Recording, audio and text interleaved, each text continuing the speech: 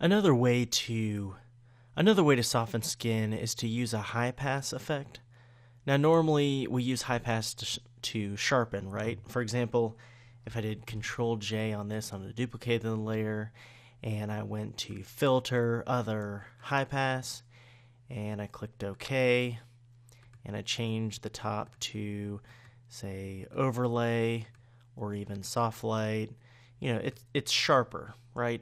And it might even be too sharp with something like the Overlay. Do Soft Light, that looks pretty good.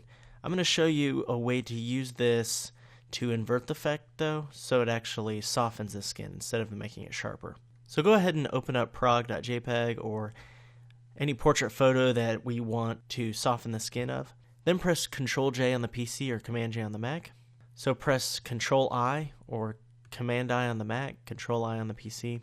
That inverts it, so it looks like a negative. Now let's change the layer blending mode, though, to Overlay, and it doesn't look good right now. All right, we're going to change this effect, though. So go ahead and go to Filter, Other, and then High Pass. And let's do about 8 pixels for this effect if you're using this photo. And click OK.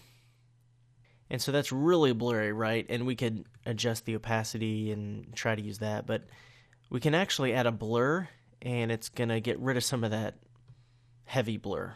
I know that doesn't seem to make sense, but if you go to Filter, Blur, Gaussian Blur, and if I bring it all the way to the left, it doesn't do much, right? If I bring it all the way to the right, it sharpens it. So it's actually having the opposite effect. Why is that? Well, that's because we inverted it. So it's having an inverse effect. So let's go to about maybe 1 pixel, 1, 2, 3, 4, 5. I think for this one, it's not that large of a file. I think 1 pixel should be fine. Maybe even, maybe 2 pixels. Make it not as blurry. All right, then click OK.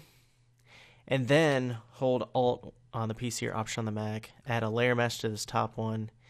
And we just need to paint some white in with a soft edge brush, just like we did with the first method of skin softening. All right, just around these areas, not along the areas that would need detail, like the mouth and the nostrils and some of these lines here in the edges.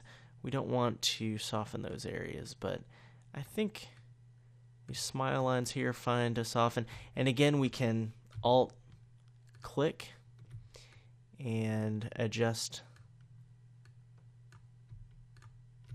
the mask that way as well. Alt-click the Alt or Option-click the mask. So there you go, and you can bring the opacity down if you want. Something like 90%, I think on this example looks pretty good. It just softens the skin a little bit, but still retaining some of the texture underneath.